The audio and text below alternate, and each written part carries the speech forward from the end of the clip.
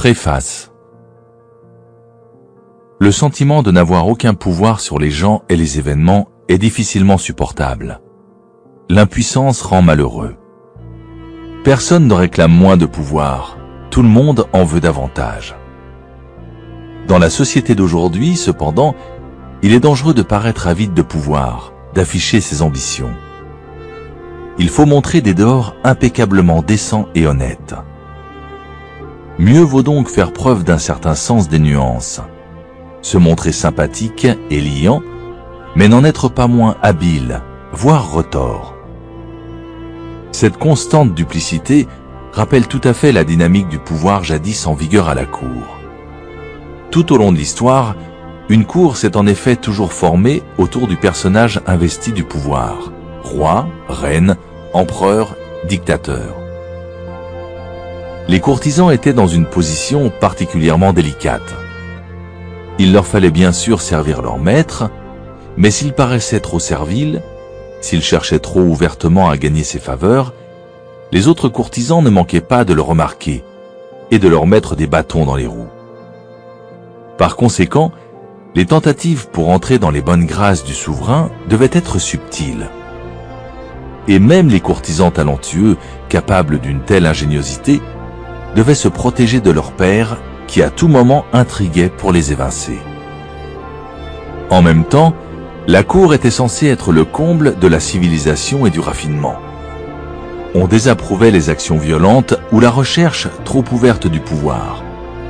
Les courtisans ourdissaient secrètement contre ceux des leurs qui utilisaient la force. C'était là leur dilemme. Tout en étant un parangon d'élégance, chacun devait se montrer plus malin que ses rivaux et contrecarrer leurs projets de la manière la plus voilée. Avec le temps, le courtisan habile apprenait à agir de manière indirecte. S'il frappait son adversaire dans le dos, c'était avec un gant de velours et le plus charmant sourire.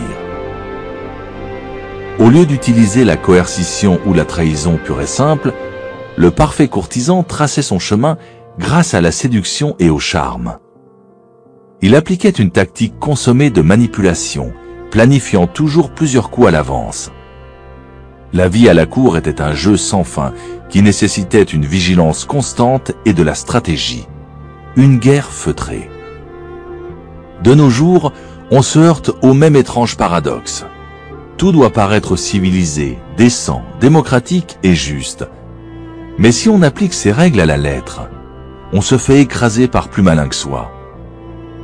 Pour citer le grand diplomate et courtisan de la Renaissance Nicolas Machiavel, « Celui qui veut en tout et partout se montrer homme de bien ne peut manquer de périr au milieu de tant de méchants. » La cour se voulait le summum du raffinement, mais sous ce vernis bouillonnait un infernal chaudron de pulsions brutales, cupidité, envie, luxure, jalousie, haine. Le monde d'aujourd'hui se croit au fait de la justice, et pourtant, les mêmes vices immondes sont tapis en chacun de nous, comme autrefois. Le jeu n'a pas changé. Extérieurement, on est censé y mettre les formes, mais à part soi, à moins d'être stupide, il faut apprendre à suivre le conseil de Napoléon, avoir une main de fer dans un gant de velours. Si, comme les courtisans de jadis, vous pratiquez l'art du louvoiement en apprenant à séduire, charmer, manipuler subtilement vos adversaires, vous atteindrez les sommets du pouvoir. Vous serez capable de plier les gens à votre volonté sans qu'ils s'en aperçoivent. Et si d'aventure ils le font, ils céderont et ne vous en voudront même pas. À entendre certains, le fait de jouer délibérément au jeu du pouvoir, même indirectement, est malfaisant et asocial. C'est une relique du passé. Ceux-là prétendent ne pas se compromettre à ce jeu, comme si le pouvoir ne les concernait en rien. Méfiez-vous d'eux, car tandis qu'ils professent ouvertement cette opinion, ce sont souvent eux les plus féroces. Ils utilisent des stratégies qui masquent intelligemment leurs manœuvres. Ils font étalage de leur faiblesse et de leur impuissance comme s'il s'agissait là de vertu. Mais la véritable impuissance, celle qui est dénuée d'arrière-pensée intéressée, ne se vante pas de sa fragilité pour gagner la sympathie ou le respect. Le fait d'exhiber sa faiblesse n'est autre qu'une stratégie particulièrement retorse, efficace et subtile. Voir loi 22, capituler à temps. Une autre tactique hypocrite est d'exiger l'égalité de tous en tout. Chacun, indépendamment de son statut et de sa force, devrait, paraît-il, être logé à la même enseigne. Or, si pour éviter la souillure du pouvoir, on tente d'appliquer ce principe, on se heurte à un problème. Certains font mieux certaines choses que d'autres. Traiter tout le monde de manière identique équivaudrait donc à ignorer les différences, à promouvoir les moins doués et à laminer ceux qui sortent du lot. Là encore, beaucoup de ceux qui se conduisent ainsi appliquent en réalité une autre stratégie de pouvoir. Récompenser les gens selon des critères que l'on a soi-même définis. Un autre moyen encore de ne pas s'impliquer dans le jeu est de paraître parfaitement intègre et transparent, puisque ceux qui recherchent le pouvoir se complaisent dans la manipulation et le secret.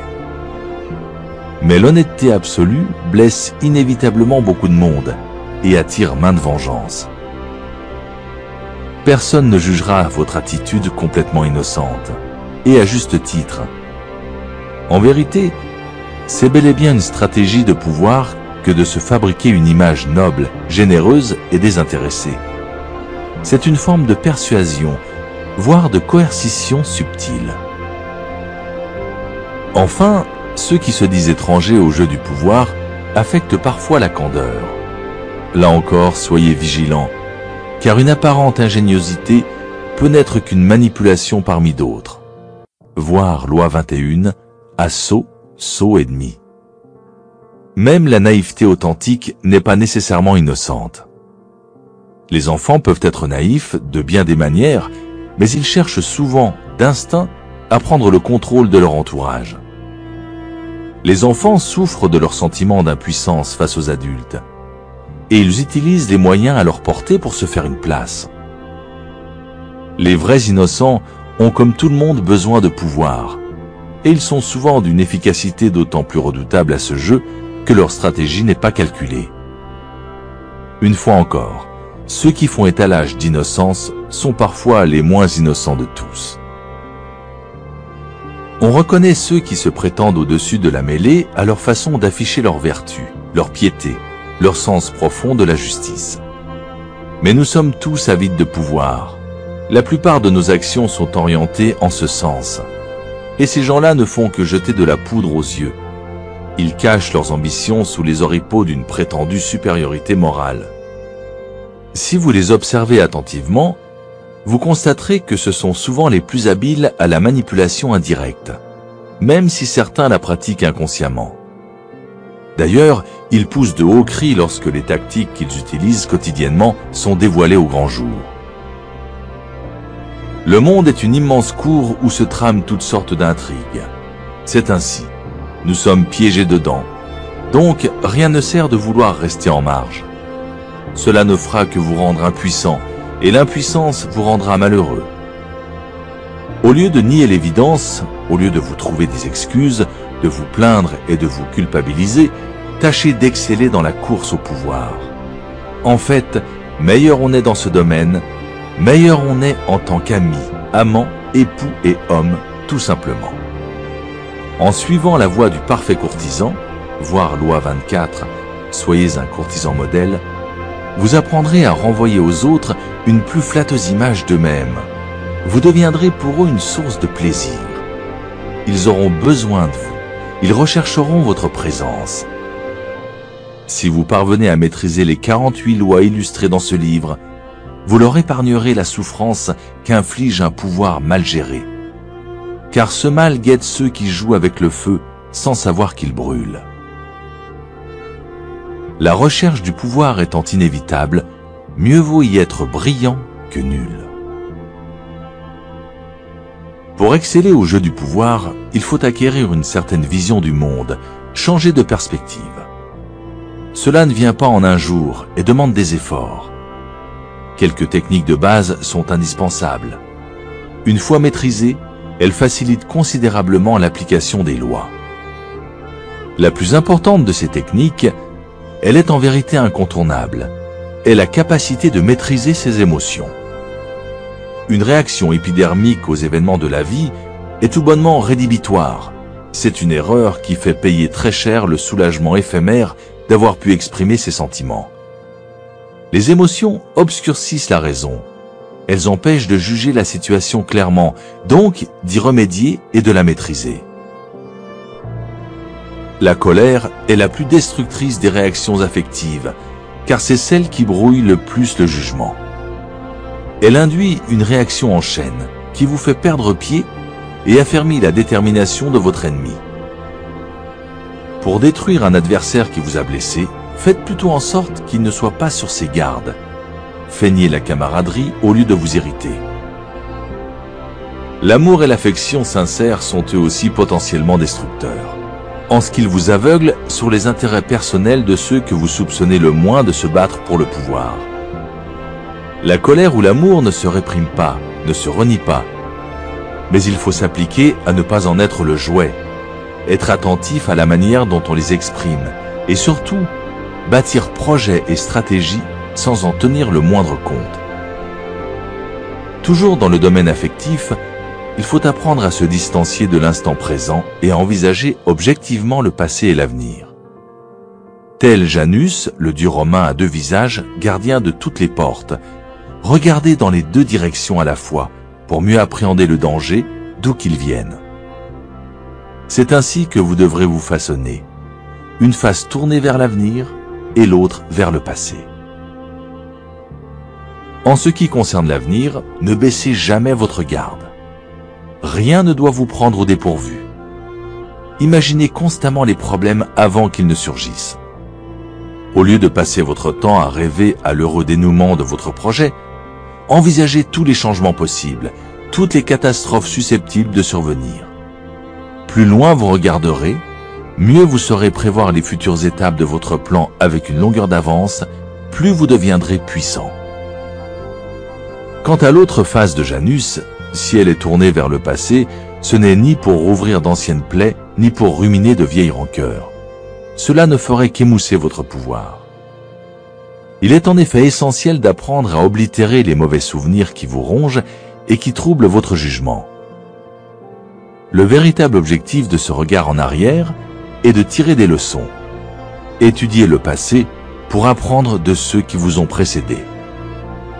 Cet ouvrage cite de nombreux exemples historiques qui vous aideront beaucoup dans cette démarche. Ensuite, à la lumière de l'histoire, vous évaluerez vos actions et celles de vos amis. C'est là la meilleure école, parce qu'elle se fonde sur l'expérience personnelle. Commencez par examiner les erreurs que vous avez commises, surtout celles qui vous ont le plus profondément affecté. Passez-les au crible des 48 lois du pouvoir, tirez-en la conclusion et prenez la résolution suivante. Je ne referai plus jamais telle erreur. Je ne retomberai plus jamais dans tel piège. Si vous êtes capable de mener à bien cette auto-évaluation, vous apprendrez à sortir de vos propres ornières, ce qui est un talent inestimable. Le pouvoir exige de jouer sur les apparences. À cette fin, vous devrez apprendre à revêtir différents masques, à avoir plus d'un tour dans votre sac. Ne croyez pas que vous vous abaissez en pratiquant la manipulation et en jouant la comédie. La vie est une comédie. Ce qui distingue l'homme des animaux, c'est jusqu'à un certain point, sa capacité à mentir et à manipuler. Dans les mythes grecs, dans le cycle indien du Mahabharata, dans l'épopée mésopotamienne de Gilgamesh, c'est le privilège des dieux que d'utiliser l'art de la tromperie. Le grand Ulysse, par exemple, fut jugé à l'aune de sa capacité à rivaliser d'astuce avec les dieux. Il déroba une partie de leur pouvoir en les battant à leur propre jeu, fondé sur la ruse et la duplicité. La ruse est un art raffiné, issu de la civilisation même, et l'arme la plus puissante dans le jeu du pouvoir. On ne peut s'en servir avec succès sans prendre des distances avec soi-même, sans incarner différents personnages en portant le masque idoine selon le jour et le moment. Devenez un caméléon. Vous perdrez cette lourdeur qui tire les gens vers le bas. Faites-vous l'acteur de votre propre rôle, travailler à masquer vos intentions, attirer les gens dans des pièges, monter des mises en scène. Cela fait partie des plaisirs de l'esthète, et en plus, cela conduit tout droit au pouvoir. Si la manipulation est l'arme offensive la plus efficace de votre arsenal, la patience est la meilleure défense. Elle fait éviter les bévues. Comme le sang-froid, elle s'acquiert. Ce n'est pas un talent naturel. Mais rien de ce qui touche au pouvoir n'est naturel. Le pouvoir est d'essence plus divine que quoi que ce soit d'autre au monde.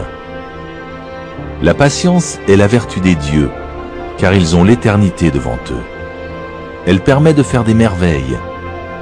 Quand on met le temps de son côté, on arrive même à faire repousser l'herbe, à condition de voir loin. L'impatience, en revanche, affaiblit. C'est un obstacle majeur sur le chemin du pouvoir. Le pouvoir est amoral par nature. Pour l'acquérir, il faut évaluer les circonstances pour elles-mêmes et non d'un point de vue éthique.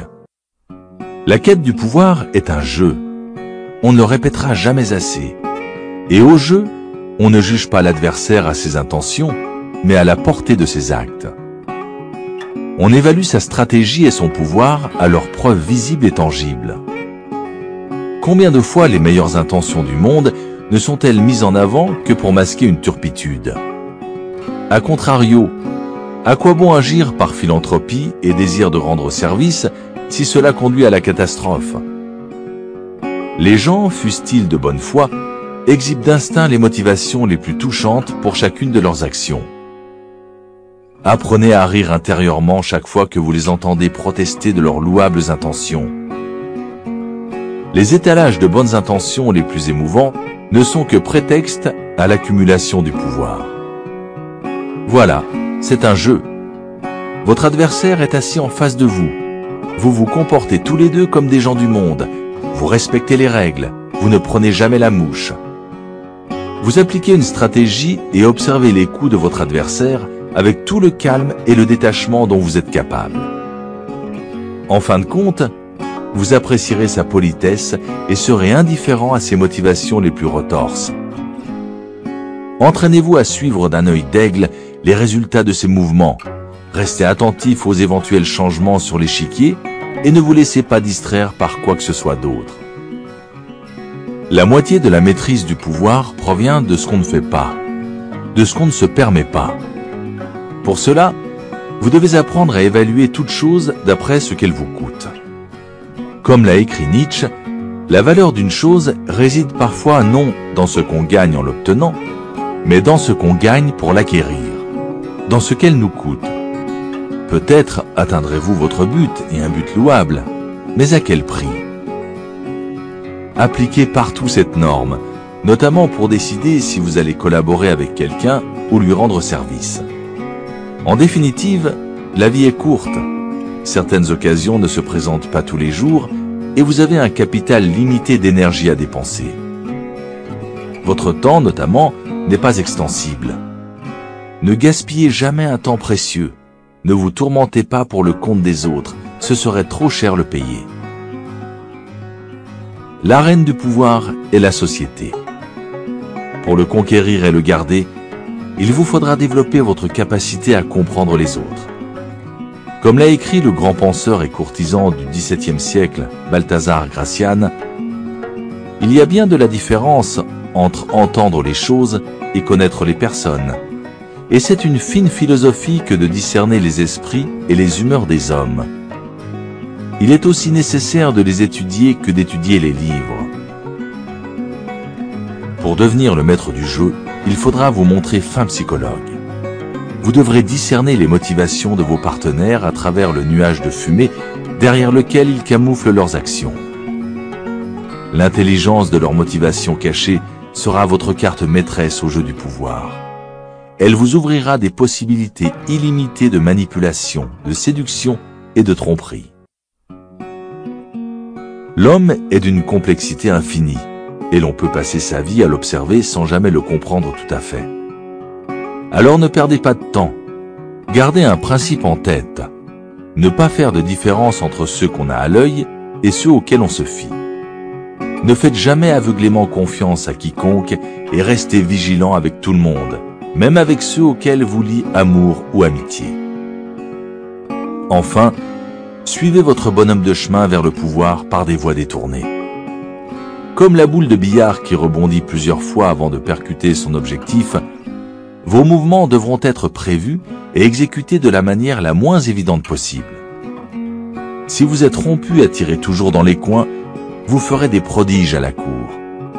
Tout en passant pour un parangon de bonne éducation, vous mettrez tout le monde dans votre poche et votre mouchoir par-dessus. Les 48 lois du pouvoir se présentent comme une sorte de manuel de l'art de biaiser, fondé sur les écrits de personnages qui ont étudié le jeu du pouvoir jusqu'à en devenir les maîtres. Leurs ouvrages couvrent une période de plus de 3000 ans, de l'Antiquité chinoise au XXe siècle, en passant par la Renaissance italienne. Vous y relèverez des tendances générales et des thèmes communs. Tous s'attachent à cerner l'essence du pouvoir, que nul n'a encore défini de façon exhaustive. Les 48 lois du pouvoir ont recueilli la quintessence de cette sagesse millénaire, extraite des travaux des plus illustres stratèges. Sun Tzu, Clausewitz, homme d'État, Bismarck, Talleyrand, courtisan, Castiglione, Gracian, séducteur, Ninon de l'Enclos, Casanova, et escroc, Yellow Kid Vale, de l'histoire. Ces lois ont un principe simple. Certains comportements renforcent presque toujours le pouvoir, respect de la loi, tandis que d'autres l'affaiblissent ou le réduisent à néant, violation de la loi. Ces principes sont illustrés par des exemples historiques. Les lois ont une valeur immuable et absolue. Les 48 lois du pouvoir autorisent différentes lectures. Si vous lisez le livre in extenso, en commençant par le début, vous y découvrirez un panorama général du pouvoir.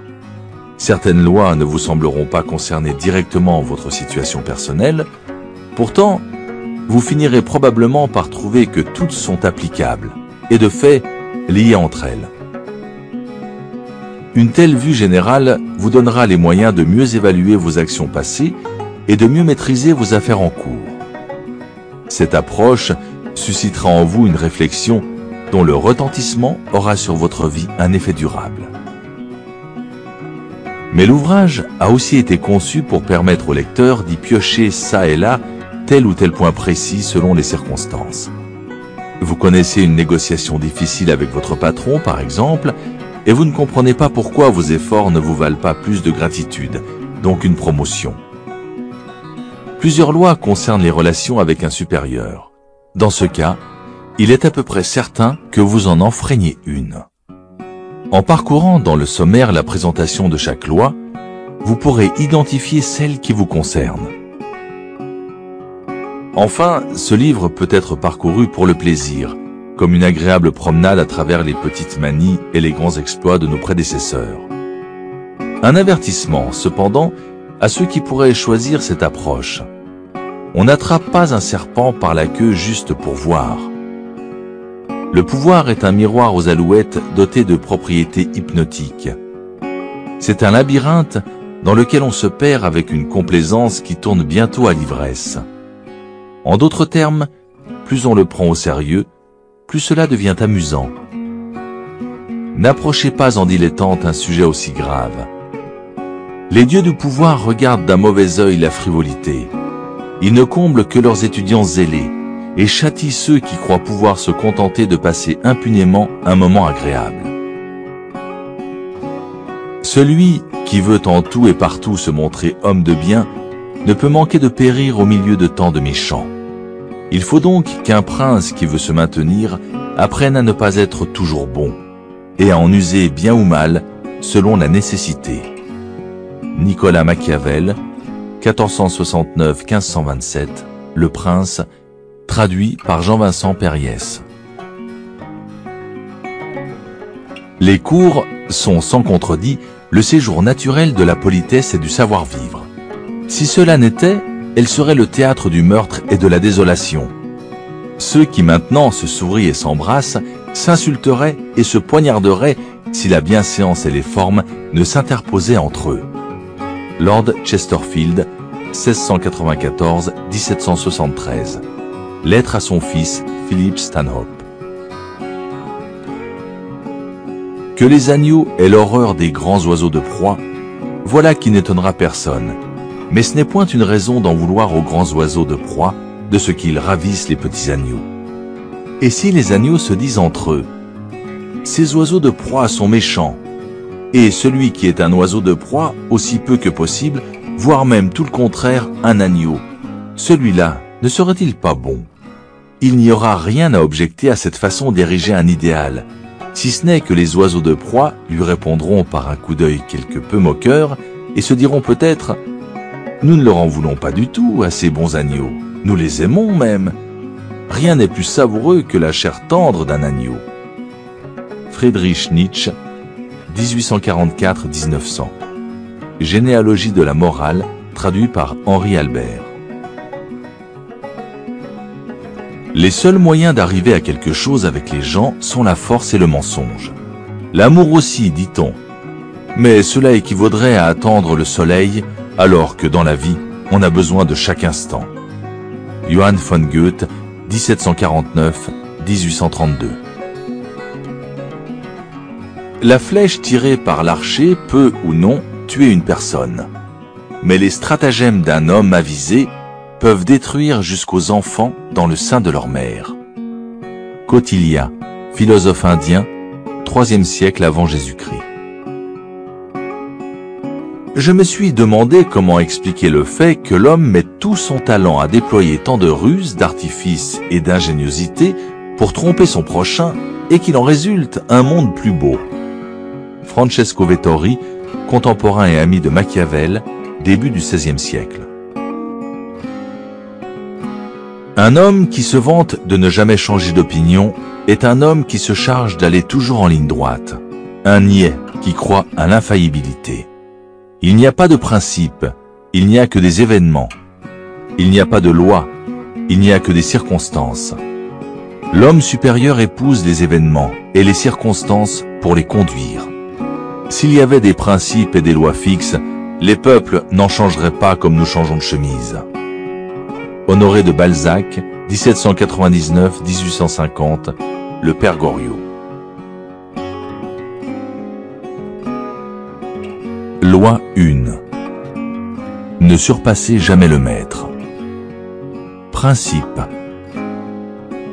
Ceux qui sont au-dessus de vous doivent toujours se sentir largement supérieurs. Dans votre désir de leur plaire et de les impressionner, ne vous laissez pas entraîner à faire trop étalage de vos talents, ou vous pourriez obtenir l'effet inverse. Les déstabiliser en leur faisant de l'ombre. Faites en sorte que vos maîtres apparaissent plus brillants qu'ils ne sont, et vous atteindrez les sommets du pouvoir. Violation de la loi. Nicolas Fouquet était surintendant des finances au début du règne de Louis XIV. C'était un homme généreux qui aimait les fêtes somptueuses, les jolies femmes et la poésie. Il aimait aussi l'argent et menait un train de vie extravagant. Fouquet était intelligent et absolument indispensable au roi. Aussi, quand le Premier ministre, le cardinal Mazarin, mourut en 1661, le surintendant des finances s'attendait-il à lui succéder? Au lieu de quoi, le roi décida d'abolir la charge. Cette décision ainsi que d'autres indices firent comprendre à Fouquet qu'il n'était plus dans les bonnes grâces du roi. Aussi décida-t-il de regagner ses faveurs en organisant la fête la plus splendide que l'on eût jamais vue. Officiellement, elle avait pour but de célébrer l'achèvement des travaux de son château de Vaux-le-Vicomte. Mais son objectif réel était de rendre hommage au roi, l'invité d'honneur. Les plus célèbres représentants de la noblesse d'Europe et quelques-uns des plus grands esprits de l'époque, La Fontaine, La Rochefoucauld, Madame de Sévigné, avaient été conviés. Molière avait écrit pour l'occasion une pièce dans laquelle il jouerait lui-même. La fête commença par un somptueux banquet de 7 services où furent servis des aliments venus d'Orient que l'on n'avait encore jamais goûtés en France, ainsi que des recettes créées spécialement par Vatel. Un orchestre enchaînait les morceaux de musique pour honorer le roi. Après le dîner, on se promena dans les jardins du château. les magnifiques allées et fontaines de Vaux-le-Vicomte avaient été conçues par le nôtre, comme plus tard le serait celle de Versailles. Fouquet accompagna lui-même le jeune roi à travers les parterres et les bosquets superbement géométriques. En arrivant au canot, ils assistèrent à un feu d'artifice suivi par la pièce de Molière. La fête se prolongea fort tard dans la nuit, et tous s'accordèrent à dire que c'était l'événement le plus incroyable qu'ils eussent jamais vu. Quelques jours après, Fouquet fut arrêté par le chef des mousquetaires du roi, D'Artagnan. 3 mois plus tard, il était accusé d'avoir détourné l'argent de l'État. En fait, la plus grande partie de cet argent avait été versée avec l'accord du roi et en son nom. Fouquet fut condamné à la confiscation de tous ses biens et au bannissement hors du royaume, puis sa peine fut commuée en emprisonnement à vie. Il mourut à Pignerol, une lointaine place forte des Alpes. Interprétation. Louis XIV, le roi Soleil, était un homme fier et arrogant, qui exigeait d'être constamment au centre de l'attention. Il ne pouvait souffrir d'être surpassé en somptuosité par quiconque, et encore moins par son surintendant des finances. Pour succéder à Fouquet, Louis XIV choisit Jean-Baptiste Colbert, un homme d'une avarice notoire, connu pour donner les réceptions les plus sinistres de Paris. Colbert s'assura que tout l'argent du trésor passait entre les mains du roi. Ainsi financé, Louis XIV se fit construire un palais encore plus magnifique que celui de Fouquet, le grandiose château de Versailles, sur les plans des mêmes architectes, décorateurs et jardiniers que lui, et il y organisa des fêtes encore plus extravagantes que celles qui avaient coûté à Fouquet sa liberté. Examinons la situation. Le soir de la fête, en présentant au roi spectacle sur spectacle, chacun plus magnifique que le précédent, Fouquet s'imaginait faire preuve de sa loyauté et de son dévouement. Non seulement il croyait rentrer dans les bonnes grâces de Louis XIV, mais il pensait que le bon goût, le réseau de relations et la popularité dont il faisait montre le rendraient indispensable au roi et convaincrait celui-ci qu'il ferait un excellent Premier ministre.